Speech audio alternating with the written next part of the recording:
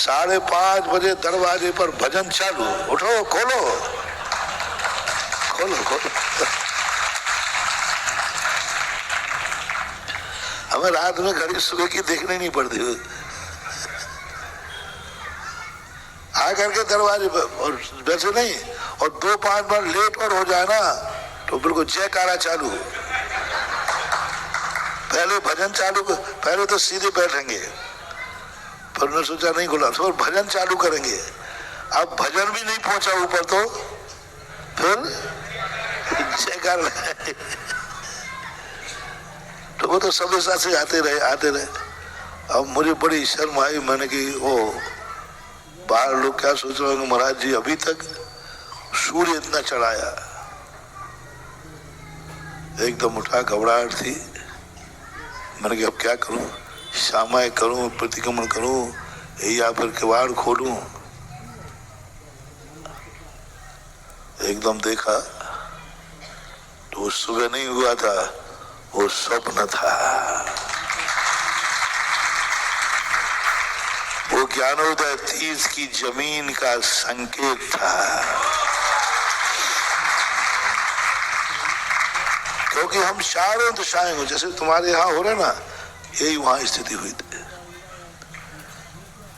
यही स्थिति। क्योंकि जब किमिक्षक वरदान मिल जाता है तो लोग सोचता है जी और ले लो। हाँ, एक हाड़ौती में एक कथानक आता है कि एक राजा ने, हाड़ौती नहीं, मेवाड़ में एक राजा ने एक से कोष की सेठानी को सर्प ने काट लिया, तो किसी झाड़े ने उतार दिया। तो उसने कहा जा भाई, तू घोड़े पे बैठ के या पालकी में बैठ के जितनी जमीन नाप लेगा, शाम को लौट के आ जाएगा, उतनी जमीन सब तेरी होगी। मंत्री लोग घबरा गए, राजा ने क्या वरदान दे दिया। मंत्री तो बहुत होशियार होते हैं, उन्होंने दिमाग लगाया, उन्होंने कहा देख घोड़े में तो कभी भी बैठ जाना। अब उसको भड़काया, घोड़े पे बैठो या पालकी में बैठो। देख राजा साहब की पालकी है, घोड़े पे तो कहीं बैठ जाना, बोले गांव में खूब घोड़े हैं, पालकी पे बैठ, पालकी पे। अब मूर्ख तो जितनी अकल होती उतनी करेगा। और मंत्री घबराए, यदि घोड़े पे बैठ के नाप ली तो दिन भर में तो पता नहीं कितनी नाप आएगा। और बोले पालकी देख, जिंदगी में कभी नहीं मिल रहा राजा की पालकी। बुद्धू था, बैठ गया पालकी में। अब कराम से कह दिया धीरे चलना, और वो 12 बजे मुझे साहब नहीं, बस वो एक खेत और नापो, वो की चौर। चलते गए, शाम हो गई। अब लौटने के लिए समय ही नहीं बचा। नाप कर लौट के जितने में आ जाओगे, लौटने का समय नहीं बचा। बता साइड से हो जा, सब खत्म, कुछ भी नहीं मिला। तो किमिक्षक वरदान में थोड़ी तकलीफ हो जाती।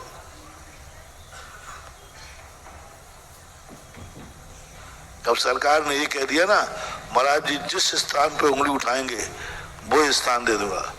अब इसमें मेरा गड़बड़ हो गया। 2 महीने वहां भी ऐसे घूमा था, 2 महीने।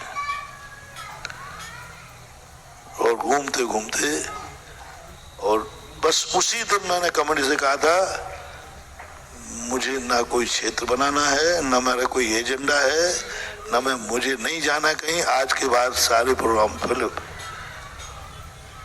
और मेरे नेचर में क्या है, जिस दिन मुझे गुस्सा आ जाए और जिस दिन तुम यहां से निकल जाओ, मुझे कुछ नहीं सुनना तुम्हारी, समझ लेना तुम्हारी सुनवाई हो गई।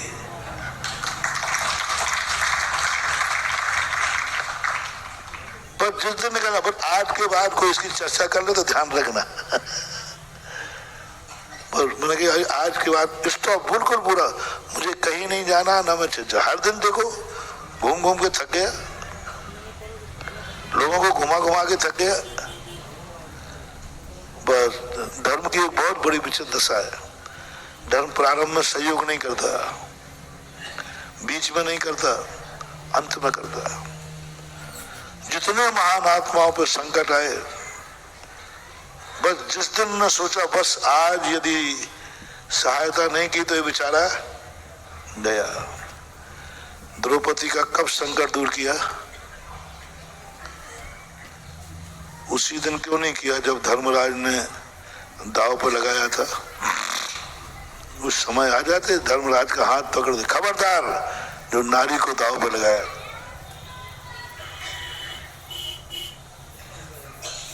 नहीं लगाया। दुशासन जब केस पकड़कर खींच रहा था उस समय धर्म क्यों नहीं आया? द्रौपदी का चीरहरण होने वाला है, चीर खींचा जा रहा है, धर्म नहीं आया, चीर खिंचता जा रहा है।